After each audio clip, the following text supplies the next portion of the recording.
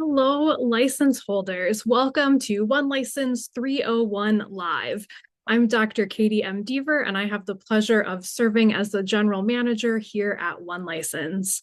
We typically hold an annual new user webinar during the first quarter of the year. But this year, thanks to feedback from license holders just like you, our team was inspired to create several new webinar opportunities designed to assist license holders at all comfort levels. Today's One License 301 webinar is designed with our advanced users in mind. Many of you have been utilizing our service for quite some time, maybe at multiple churches or different ministry contexts. And for the most part, you feel very comfortable with copyright, very comfortable with how you utilize and report your use through One License. So we want to be able to add some new tips and tricks to your One License and copyright toolbox. And we also, as always, want to answer as many of your questions as possible. Since this is a 300 level webinar, we are coming to this session with the assumption that you've attended or watched, or at least are vaguely familiar with our previous new user webinars, or the One License 101 and 201 webinars. If you aren't yet familiar with those introductory and intermediate level topics, just know you're always welcome to go back and watch those recordings. But today, our jumping off point is going to be a little bit more advanced. The webinar today will be recorded, and we'll be sharing that recording in our upcoming October newsletter later this month, as well as on our blog, news.onelicense.net. That blog site is an excellent resource for all the latest news from One License, and Madison, who you're going to meet very soon, is going to be sharing several helpful links from that blog in our chat throughout the webinar today. And now I'd like to introduce our bilingual ministry specialist, Dave Intaba, who will share a few housekeeping notes for our conversation today. Hi, everyone. It's David, like David with an EN. If I've ever left a message for you, you will have heard that. Whether you're with us live today or are watching the recording, we're so glad that you're here. We hope that the information we're sharing in this webinar will help you to get the most out of your One License permissions. A few housekeeping notes as we begin our time together. This webinar will be no longer than an hour in length. All you need to participate is speakers or headphones so that you can hear us. There's no need to have a microphone or video camera since you are an audience member today. Feel free to grab a writing utensil if that would help, if that's helpful to you, or maybe open up a Google Doc so that you can take notes throughout the webinar today if you'd like. Our time together is divided into 4 parts.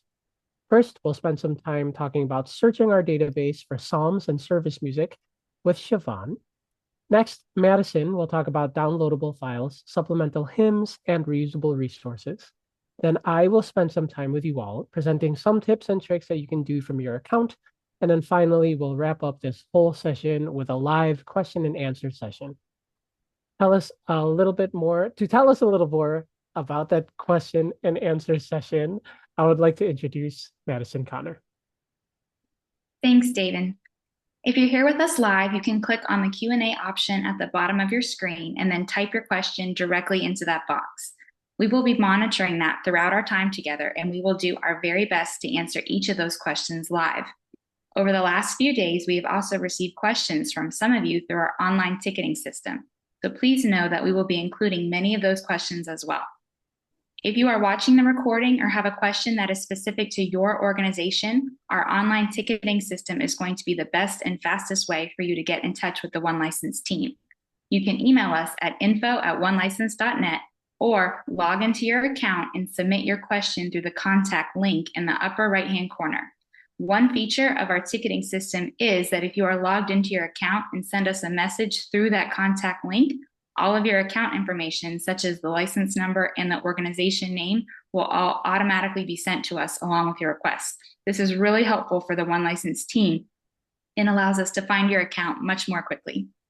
Feel free to write webinar in the subject line of your message and know that we will respond by email typically within 2 to 3 business days. And now I'll hand things over to our assistant manager, Siobhan McGuire, who will kick us off with some information about searching for psalms and service music effectively.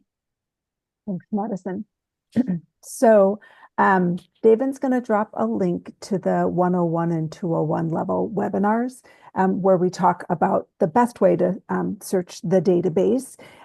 We like to say that the title contributor search is for most things the way you want to search the database.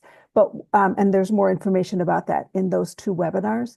But what I want to talk about today is if we're not talking about, say, an instrumental work or a choral work or a congregational hymn, what are some other features, search features on the website that can help you? So I'm going to share my screen here. There we go. So here you are. This is my test account. It looks just like yours. And here you are on the My Account Report Usage page, and you're familiar with the title, tune, SKU, composer field, and you're familiar with the hymnal search field. But I'm going to draw your attention up here to searching to this Browse By feature, and you can search for mass settings or for other liturgical settings. And when I click on mass setting, it takes me to a screen that has two kinds of mass settings. One over here on the left is the 2010 translation that's used by Roman Catholics, the third edition of the Roman Missal. So all of these settings will use that translation. And over here on the right are the texts from the Book of Common Prayer, from the 1974 sacramentary, that 1974 ish translation, right? And so there are about 30 settings. I think it's 30 mass settings here. About over here on the left, there's about 200.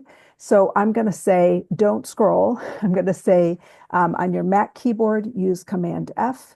On your PC keyboard, use Control F. And let's look for, here's a mass of Mary MacKillop, I think it's pronounced Marie MacKillop, an Australian saint. And when I click on that blue hyperlink, it takes me to an index of all the settings of that, or all the acclamations, all the movements of that mass setting in order. Yay! And you can select the ones that you want to use by clicking on this white box here to the left of the database record. And then you can scroll back up and choose Report All Selected. Or if you're only going to use one, or if you just prefer to do it this way, you can just select the green Report button. And when you do that, so I selected 4 or 5 movements there, and I'm just going to confirm the date, and I'm going to confirm 3 reprint and 1 podcast or whatever, and then I either submit and view report, look at my, add it to my cart and view my cart, right, for online shopping, or submit and continue search, add it to the cart and continue searching. So then when I add it to my report, it shows up in the report week just exactly in the usual way. And all the titles that I selected, all the movements that I selected are here reported on the date that I confirmed for that. It's just like reporting, right? But you're reporting the mass setting. Okay, so browse by mass setting. Here's your mass settings. The other browse by option is other liturgical settings. So the Holden evening prayer and some other liturgies are listed here. And in the same way, when you put your cursor right there on the hyperlink and you click it, then it gives you all the movements that are indexed to that title, right? Very handy. Okay, so that's mass settings and other liturgical settings. That's one search feature that you might use. The other, to review, we recommend using the title contributor search strategy for most things, for instrumental works, for choral works, for hymns and songs, for that sort of thing. For mass settings and other liturgical settings, I would say try this browse by feature first and see if the liturgical setting that you're using has been indexed here, right? So it's an extra step for the copyright holder, for the member publisher, but if you find it there, it's very convenient, right? Then the other thing that you might be searching for in the database that you might need additional search strategies for would be a responsorial psalm setting. And I think I'm only speaking to our Roman Catholic brothers and sisters when I say this. I'm not sure that anybody else uses settings of responsorial psalms in the course of the liturgy.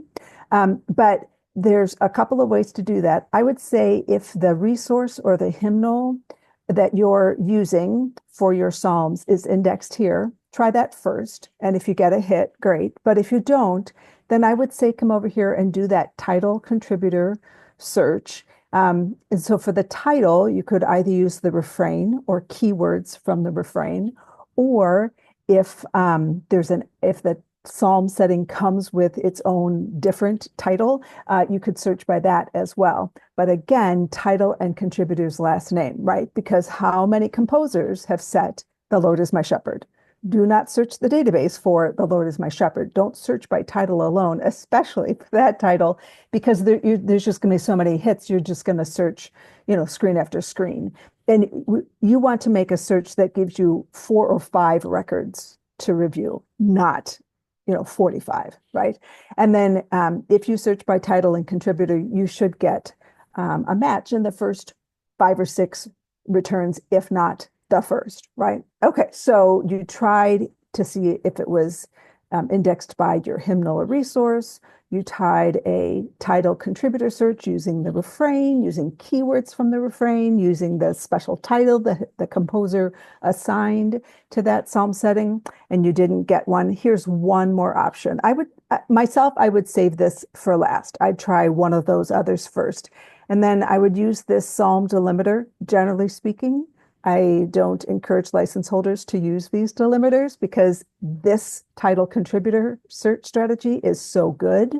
But if you didn't get one that way, if you didn't get a return that way, then try psalm number.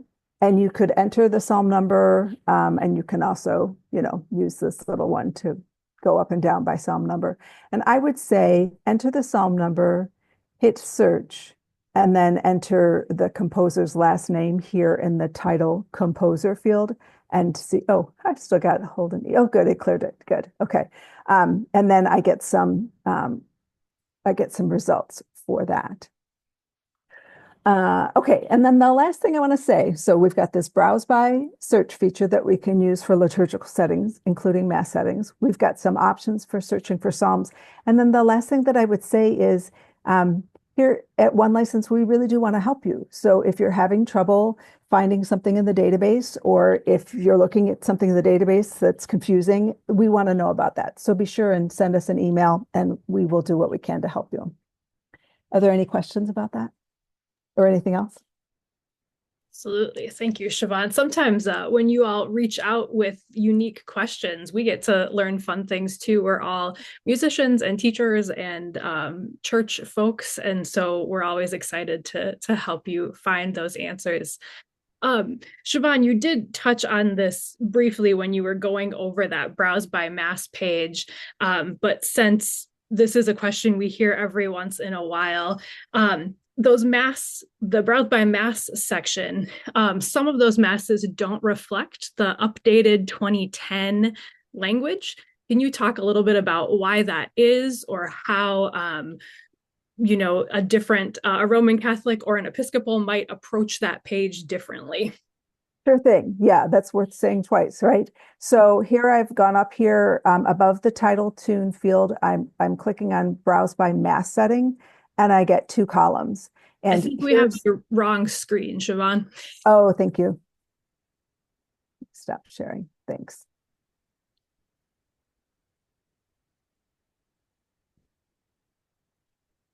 Oh, there we go. Is that better? That Thanks, helps. Katie. Yeah. Okay. So I click on browse by mass setting here, and that calls up this screen that has 2 lists on it. And on the left-hand side is the 2010 translation. That's the 3rd edition of the Roman Missal for Roman Catholics. Oops. And then show hide lists. There we go. And then over here on the right is mass settings from the earlier translation. I believe that translation is dated 1974. I know the sacramentary for Catholics is the 74 sacramentary, but I'm not sure what year that would be for the Book of Common Prayer. And I'm not sure how many other traditions, how many other denominations use this text. But this is where for the Holy Holy, you would find God of power and might instead of Lord God of hosts, right? Or for the glory to God. Ooh, sorry. Probably should have written that down. For the glory to God, it would be the 74 translation as opposed to the 2010. That and then the memorial acclamations. In this column here on the right, you'll find Christ has died. And in this column here on the left is where you'll find those three options for the memorial acclamation from the third edition of the Roman Missal. Perfect. That is great. We actually got sort of a follow-up question on something you said, so I'll go ahead and ask you that one as well. This anonymous person says, you mentioned keywords, but does the data search actually pick up on keywords, or should I be searching the exact title? Yeah, think of think of your Google strategy. When you go to Google and you're looking for something, keywords is your friend, right? And that's true here. So I could enter Lord Shepherd or the Lord is my shepherd, and either one would get me there. It ignores commas. I think Katie, correct me if I'm wrong, it doesn't like a slash, but it doesn't mind a hyphen, right? Right. And it sometimes will also give you a little trouble with parentheses. So if you can leave them out, do.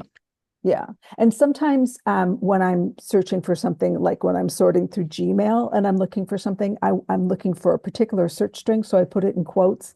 You don't need to do that. The database is, it uses the same search strategy as Google, but the database is so much smaller than the whole internet that you're only looking for those titles that our member publishers have uploaded. So you could search The Lord is my shepherd. You could put it in quotes if you wanted to. You could also search Lord Shepherd, but don't just search title or just keywords. Be sure and add the contributor's last name. For psalm settings, that's usually the composer.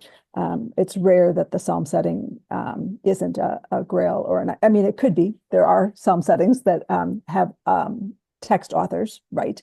As opposed to ISIL or Grail or whoever. But yeah, be sure and put the contributor's name together with the title or the keywords or the refrain text in that title field. That was a great question.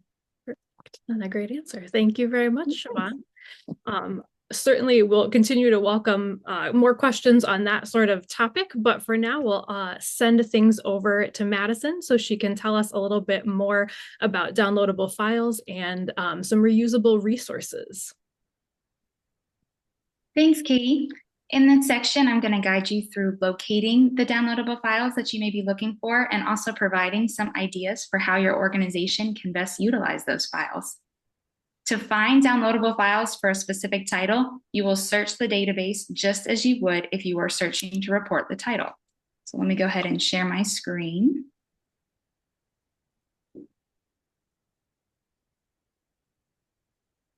As always, we recommend searching by title and contributor's last name up here in the title field. So we're going to look for Here I Am, Lord by Dan Schutte.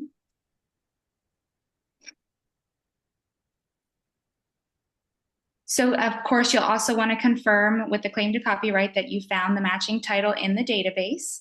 But as you can see from this entry here, this particular title has many downloadable files available of varying types. So when you come across an entry such as this, you can use whichever file or file type best works for your organization. You may also come across titles, such as the one above it, that do not have any downloadable files available. And stop sharing for just a moment there. And it may be helpful to note that One License is primarily a reporting service, but secondarily a provider of resources. So our member publishers retain full control of which files they post on the website for each title. You can rest assured that we're constantly working with them to make sure that those files are up to date on our website. That being said, if there are no downloadable files available, you still have options so long as the title that you wish to use is approved for reprint permissions. You can contact the copyright holder directly to see if they have the file of the title available. You can also make a photocopy of the title if you have it in a hymnal or resource at your organization already. You can engrave the title yourself in a music notation program, or you can simply type out the text of the title yourself into a worship aid. Many organizations like to utilize these downloadable files to create supplemental hymnals or reusable songbooks. Supplemental hymnals and reusable songbooks are allowed with our reprint licenses. Creating a reusable resource such as this is a great way to make a collection of favorites or maybe seasonal hymns for your congregation. It can also be a great way to go green and save some paper. You'll want to keep in mind, though, that reproductions may not be permanently bound into a worship aid that is sold, published, or shared with other congregations. So if you're contemplating completing a project like this for your organization, there's a couple important pieces to remember. First, you'll want to ensure that the titles that you would like to use are covered by one license for reprint permissions. You'll search the database, look for a match, and check out the permission icons to verify. Then you'll want to report those titles each time they are used from the supplemental book. You can use the convenient one license tools to report the music you use each week, noting the frequency that you use each song. Our list feature would be an excellent way to report titles from a supplemental resource. Just be sure to only report the specific songs you use in a given week, not the entire list. And finally, you'll want to include all relevant copyright information for each selection, including title, composer, and author names, publisher and copyright holder name, and copyright year. Also, you'll want to be sure to include your required licensing information once in the resource, likely the title page or the back cover.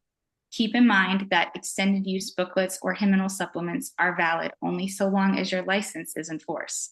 We do also have a great blog post on this topic as well that provides some additional tips and ideas for creating resources. If somebody doesn't mind dropping that link in the chat now. Have we received any questions about creating supplemental hymnals or downloadable files?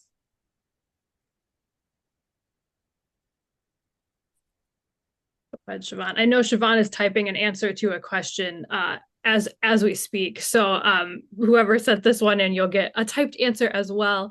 But it actually connects pretty well with what Madison talked about in our 201 webinar. So I'll send it over to Madison. So this church uses a printed booklet of song, and they report that usage when they use those individual hymns. So they're doing everything right there. But they mentioned that sometimes it's hard to know which entry to choose because there are sometimes entries that are really similar. They noticed that we have those SKU numbers on each entry, and are wondering if they could keep that on file to make reporting easier. I know Madison talked a lot about the list option in our 201 webinar. So I wondered if you could just share a few things about those lists and exactly how they might be helpful when reporting from a supplemental resource like these. Absolutely. So in your One License account, you have the option of creating a list. And actually, I'm going to pull my screen back up so I can show you. Give me one moment.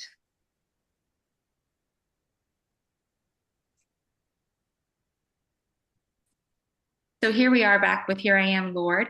So you have the option of creating a list that you can refer back to where you can save titles. So these could be frequently used, they could be seasonal, whatever is helpful to you. So if you already have a list that you've created, it'll come up here. So just to go back and show you, I clicked this plus sign list. You can pick a list you've already created, or you can create a new list. So if you're creating a supplemental hymnal, we'll call it Hymns 2024, you can create a new list right then and there. You can save that, and all of those hymns will save to one list. So that way, when you go to report, you can just pull up that list and you can report directly from the list, and it'll save you some time. It keeps everything in one place. And that way you're not having to search for those titles every time you go to report. You can just pull up your list and report directly from the list. Perfect. Thank you, Madison. That helps. We do have one other follow-up question connected to these reusable resources. So this church utilizes the same service every Advent. They're wondering if they can just hang on to those booklets year to year and keep using them, or do they need to try and fix those and change them every year when Advent comes around again? That's a great question. So as long as you have your active reprint license through One License, you do not need to destroy that supplemental hymnal each year. You are welcome to keep it. That's, a great way. We talked about going green and saving some paper. No need to print it off every year. Just go ahead and keep it.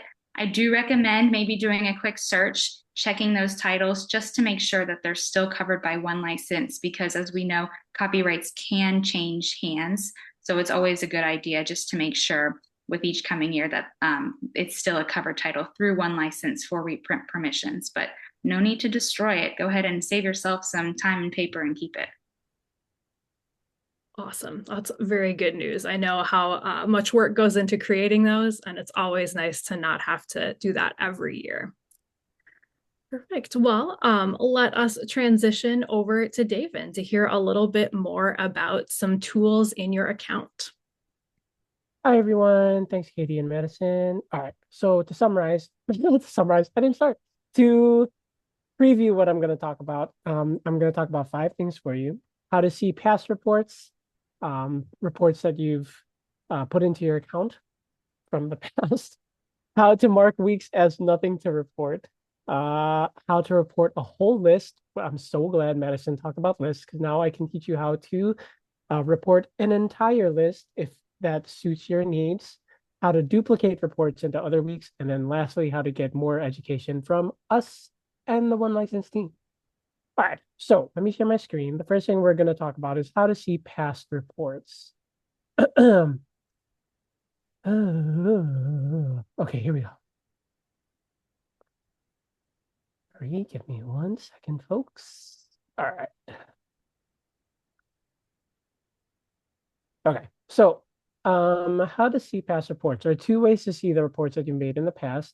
As we all know, our current reporting window is about 20 weeks.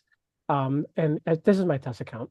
And as you can see, the last week, the furthest in the past week that I have is July 1st to July 7th.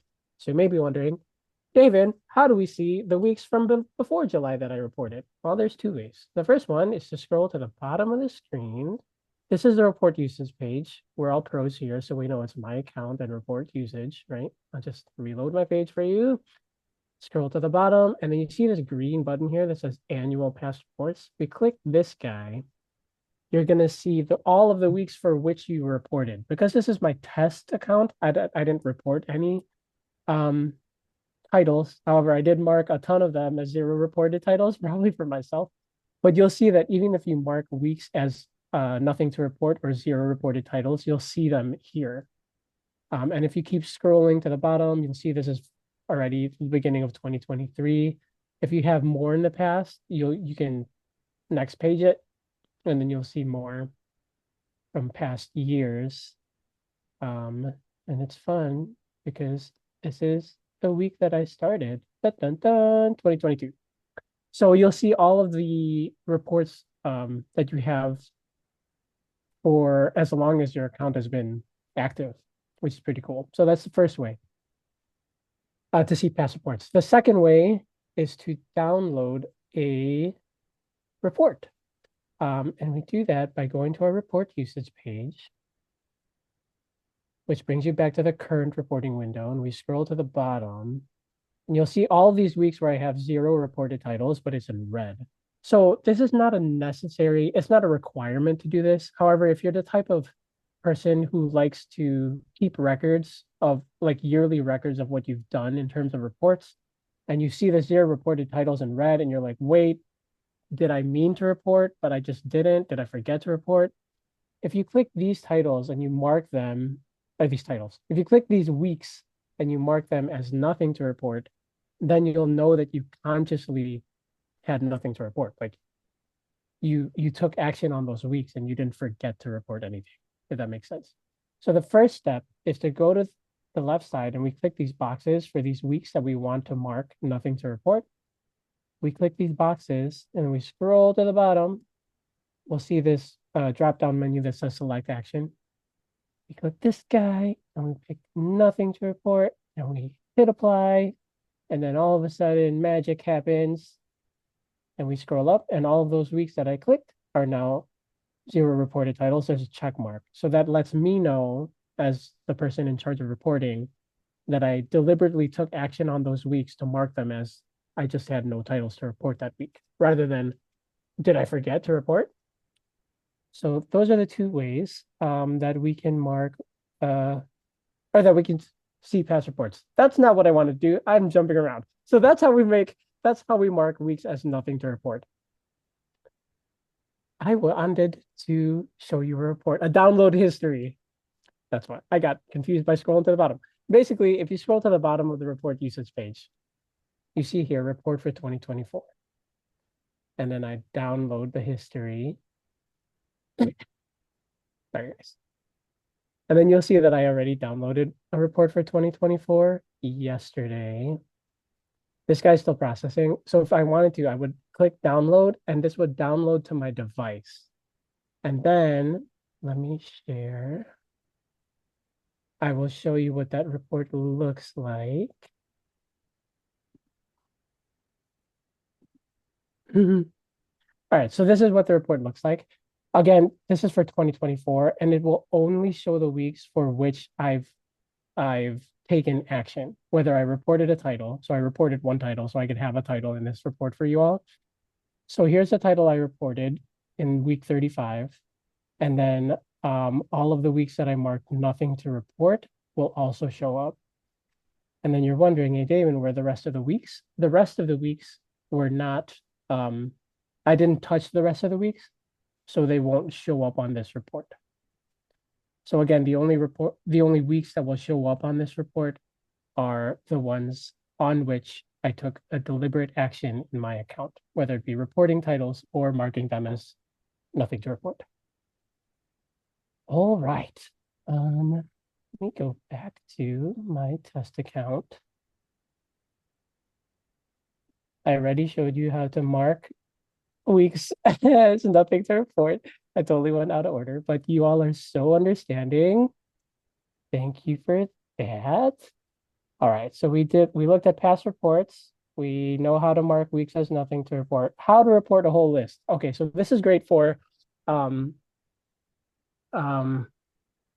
well, I know it's great in my personal experience as a Roman Catholic. If I wanted to report all the liturgical music, like the mass parts that I know I'm going to use for weeks and weeks on end, if I want to report those easily, I would make a list of all the mass parts that I use every week, which Madison so kindly showed us how to do. And then with that list already created, what I'm going to do, let's say I wanted to report for this week, week 38. So I'm going to go to my report usage page. I'm going to go to week 38, and I'm going to click manage. I'm going to scroll down to the bottom, and we see these quick reporting tools. And then here you'll see report titles from a list. So I already made some lists, and then I made a list of mass accretion mass parts here. So I'm going to click this list, and then I'm going to click apply. And then to this week, you'll see that it will apply that entire list that I made. So in this list, I just put the Gloria, the Holy Holy, the Memorial Acclamation, Lamb of God, the Great Amen. So now with like one click, I can report a whole list. But you want to be careful that you report the correct list. Because one time I had a license holder who reported an entire list. It was like 200 something titles, and then they had to go in and just delete a lot of them. But okay, so that's one. So that's a way to report a whole list. Again, that's a little different than what we're used to because we have to go into the week first, scroll to the bottom, and then report from the list. Okay. And then the cool thing, if this leads to the next thing that I want to show you. So I reported my mass parts for 1 week. Let me remember that week, September 16 to 22. Okay. September 16 to 22. So this is where I reported them. If I knew that I'm going to use these same mass parts for let's say all of October. How can I easily duplicate this report?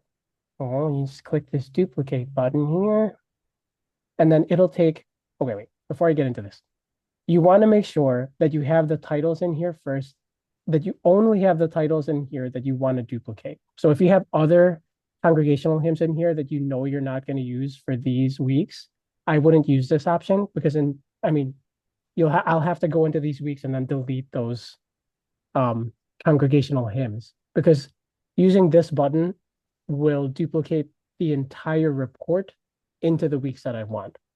So what I would do is I'd report all of the mass parts first, because I know that I want to report those titles for these upcoming weeks. And then I'll leave out the congregational hymns for now, and then I'll click duplicate. And then I said I wanted to report them for all of October. So copy songs into October 7. This is cool because you can report multiple weeks, right? So you'll see as I click the week, it'll show up here in this section called selected weeks. And then October 21 and October 28. And just like that, I have these 4 weeks here that I selected. I'm copying the songs from that one September week, and I hit copy songs. And then here you'll see that these same 5 reported titles are now showing up in these October weeks, right? And if I click manage, just to double check, then I'll see that it's the same 5 titles. Ta-da! Amazing. All right. So that was really quick. I went from, okay, so we covered how to see past reports, how to mark weeks as nothing to report, how to report an entire list into a week, and then how to duplicate reports. I know I went over that very fast, but we'll have questions. And this is recorded, so you can watch this later. And then the final thing that I'm going to go over is how do we get education from one license about everything one license and copyright related? Well, there are a couple ways. First is to go to our blog site, which we always talk about. If you've ever emailed us, we always send links to you with like resources, helpful resources, and that's just news.onelicense.net. If you go to this blog spot, you'll see here that there's a ton of things that you can search. Our favorite is how to search. How to search here. There's reporting liturgical settings. And then, it's just a great tool that we ourselves use. I'll double check these blog posts all the time for info. That's one way. Another way is our monthly CNR. Let me stop sharing so that I can talk to you all. Well, not monthly. We also have call and response meetings that you'll hear about in the newsletters that we'll send out. We usually announce them there. And call and response, it's like this, where but on a smaller scale. It's usually me, Siobhan, or like a couple of us team members. And basically, it's like open office hours for license holders. You just show up and we chat about whatever you want to talk about. We usually have a focus dedicated to the call and response, but if you show up with whatever you want to talk about, questions about whatever, we'll help you with those too. So it's like open office hours. It's great to take advantage of if you're a license holder, just to speak to us one-on-one. We get to know you, you get to know us, and we get to answer your questions personally. And then the next is the newsletter, which you can subscribe to. We often subscribe you to it. If you're a license holder, you probably get our newsletters already. But those are also great. So blogs, call and response, and newsletter. And that wraps up my section. Any questions or concerns? Stephen, we have 2 people asking about how to change the default number of services. They were noticing that when you reported, it was 3 reprint and 1 podcast. That's a hot question right now. It is a hot question. Wait, let me go back to my account. And then I'll share. I will show you, no problem. Let me. All right, perfect. So if I go to my account and then I hit my profile, and then I go to settings, and then I know that I only have one service a week, and I update the service.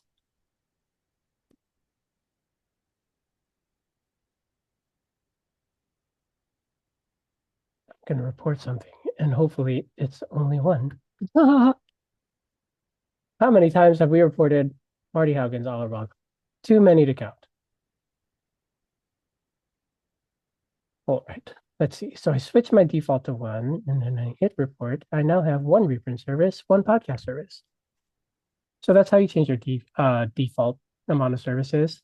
You can also, if let's say another week you have a different amount of services for whatever special occasion, you can always click these drop down buttons, menus, and change to what you want, right? To reprint, and we didn't live stream this week, or we didn't reprint, but we live streamed 3 of our services. So basically, these are always, you can always edit your report when you're reporting a particular title, assuming that the title is approved for both reprint and podcast streaming. Great question. Any other questions? I will add a brief follow up to that just because I can share a little. You heard it here first, insider info with our 301 attendees. You may notice that when you try to adjust those default settings, currently it's only the primary user on the account who can set that up in the profile. If you're a secondary user, you're going to get an error message. When you try to save that change, certainly you're welcome to email our team and we can always fix it for you. But I'm excited to announce that later this fall, we're going to be launching a brand new skin for the website. And it's going to include a lot of great updates, especially to your account, that we think are going to make it much more straightforward to make changes like that. And to be able for you to track as a primary user, especially if your other team members are reporting for their services, if they've made updates, if they're able to log in, all of that good stuff. So we're excited to share more about that launch in the coming months.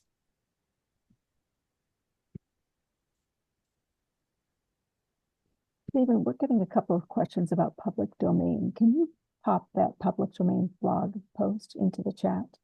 David has the fastest fingers at One License when it comes to popping a link into the chat. Not a problem. Okay.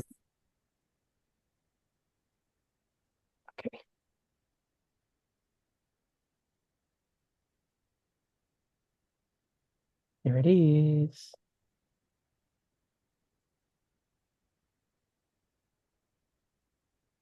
Edson, there was a question here.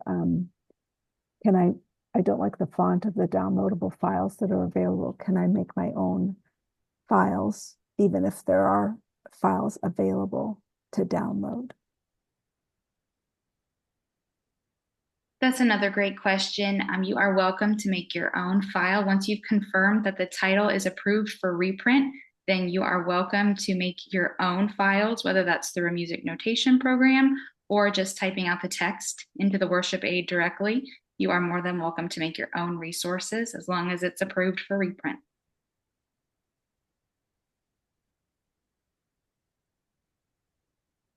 We have a little time. I see a question here about manual submissions that I'd be happy to address. Are we good for time, Katie? Yes, we are good. I think we are actually transitioning to the official Q&A. So yes, go ahead and jump in. Okay, so the question is, why do publishers sometimes replace my manual submission of an arrangement with the original text and tune? I used the arrangement and not the original. So Madison had a Dan Schutte, Here I Am, Lord record that she shared. And if you recall, right above that, there was a record for Here I Am, Lord, and it had Dan Schuette's name and somebody else's. Madison, if you can find that again, do you want to share your screen while I blather on? So somebody's arrangement of a copyrighted work is called a derivative arrangement. So there's the original work by Dan Schuette, and then somebody made I'm sure, a lovely arrangement of that Here I Am, Lord, and they altered the work somehow. And so you always need the copyright holder's permission to alter the work. And then that published work, the way royalties are distributed is decided by the copyright holder of the original work.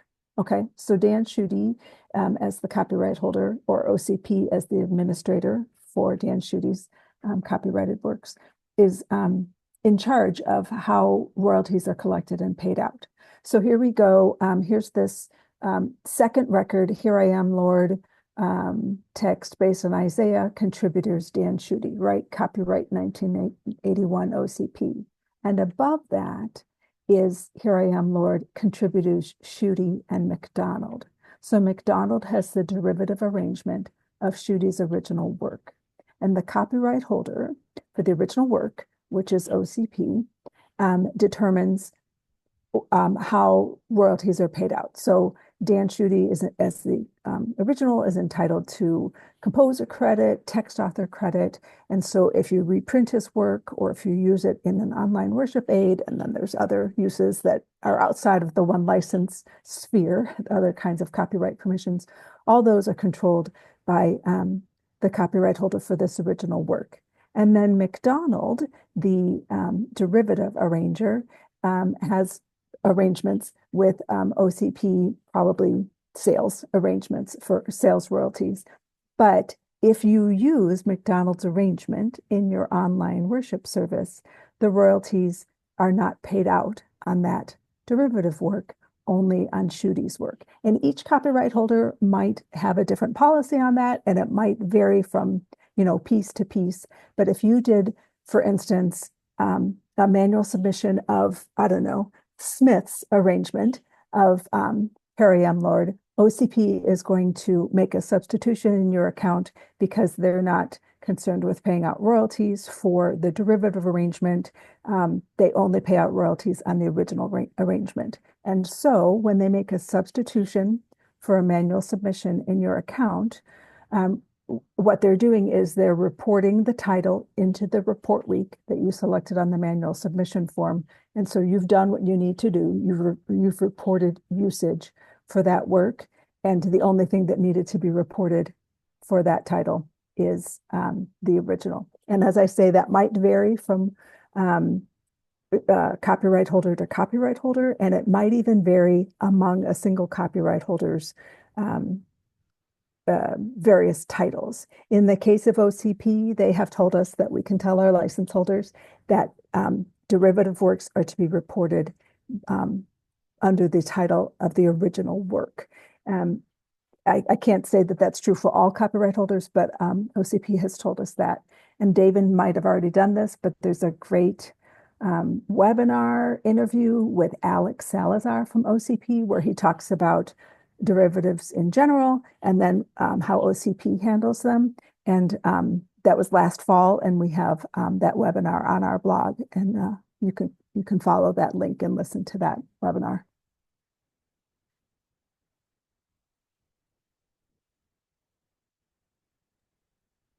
Excellent. We did have another, I guess, clarification question that I found in the chat, and so I will just share this with everyone. So when you are thinking about changing a text, what we were talking about is that you can create your own file for reprint. We're not saying that you can create your own text from a copyrighted text. We're saying you can retype it in a font that you like. You can copy your hymnal page.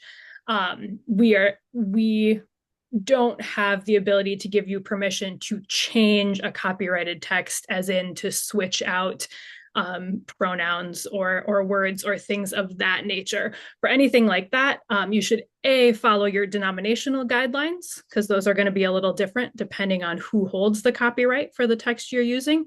But also, if you ever do run across things like that, reach out to the copyright holders. Sometimes they're very comfortable with you making some of those changes so that it fits the needs of your communities. Other times that isn't going to be something that is acceptable to them. And if you ever have trouble finding contact info for those copyright holders, feel free to reach out to us and we can help to make those connections for you. Any other team members? We're all doing our best to keep up with your questions, but do any other team members have a question they'd like to ask or answer that they're seeing in the chat?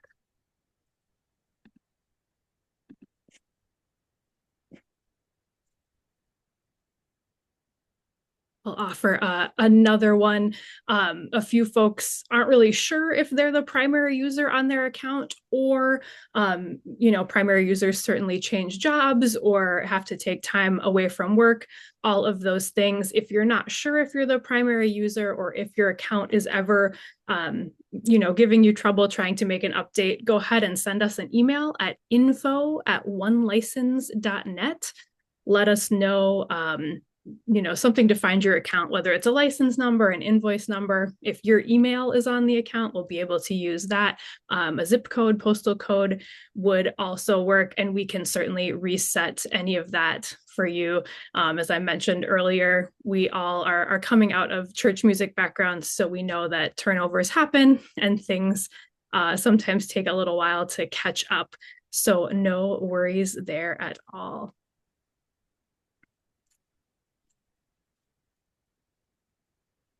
Excellent. Do we have any other questions that we're seeing that we want to answer live, team?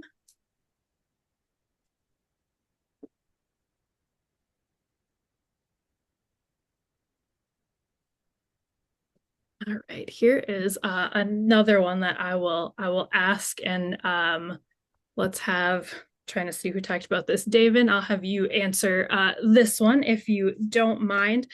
We're curious if all the users on an account can see the reports that were entered, and as well as lists. If I build a list, can those secondary users also see that list? And I'll have you share a little bit about billing contacts and what that is as well. Oh, great question. Okay, perfect. So yes. Yes to if anyone on the account, whether that be the primary user or the secondary users, create lists, those lists then become available to the primary user and the secondary user. So primaries and secondary users will be able to create and use lists on the account. And then Katie brought up the question of billing contacts. So billing contacts do not have login privileges. The billing contacts only receive the renewal invoice via email every year at the same time as the primary user, which is 45 to 60 days before the renewal date of the license. If you want to know the exact date, it's fairly easy formula. Take the month that your license renews. Let's say my license renews November 11th. Back it up 2 months. So you're in September, and then take the 15th. So September 15th, if my license renews in November, I will receive my renewal invoice on September 15th. If I am the primary user or the billing contact. That brings up another question that I've heard many times from license holders in terms of how to set up multiple users for the account. Like, what's the best way to set up multiple users on the account? And it comes down to two concepts. Who do you want to report on the account, and who do you want to receive the renewal invoice via email? So if a user needs both of those, if a user needs to both log in and receive the renewal invoice, that user needs to be the primary user. The primary user is the only user who can both log in and receive the renewal invoice. If the user only needs to log in to report, those are secondary users. So secondary users can only log in to report, make lists, download files, but they do not receive renewal invoices via email. If the user only needs to receive the renewal invoice every year, then that user should be a billing contact, because billing contacts receive renewal invoices via email, but do not have login privileges for reporting, downloading, using lists, anything like that. Hopefully that's helpful. Definitely. Thank you, David. I'll ask one more for Madison, and then if any other team members have a one more to close us out, that should put us right about at I'm in Eastern time zone, so at 4:00, my 4:00. So I'll ask Madison, if there isn't a download file available, does that mean that I can't use the song for reprint? That does not mean you can't use the song. So as we talked about, our member publishers retain full control of the files that are available for each title. So you'll find some titles with many, many files, and you'll find some titles in the database with no files. But you are more than welcome to use the title. As long as it's approved for reprint, you can create your own file, or you can always reach out to that member publisher and ask them if they do have any files available that you can use. Perfect. Thank you, Madison. Any other questions, team, that you're seeing and want to answer live?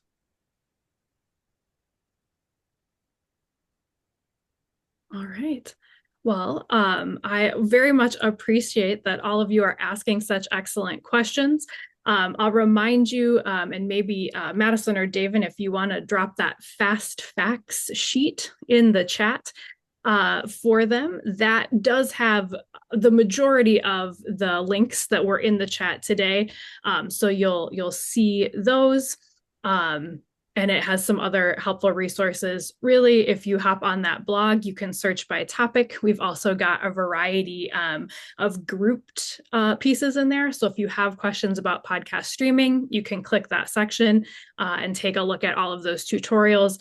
There's also an entire grouping of webinar tutorials. So you can watch this one again in a couple of days when we get it edited and uploaded, but certainly any of our past new user webinars, the One License 101 and 201 events, as well as some of our recorded call and response sessions. So those are all there.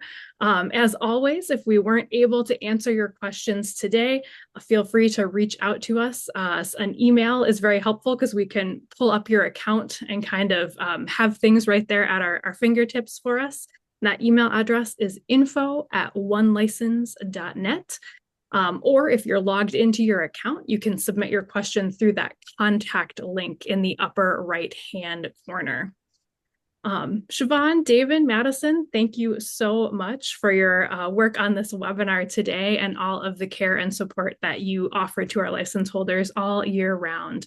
Thank you to all of our license holders who joined us today or who maybe are watching this recording in the future.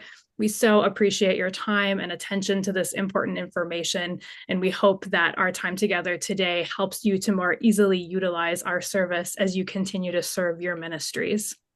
The four of us and the rest of the Global One License team wish you and your ministries all the best in the seasons to come. Take care. Goodbye, everyone.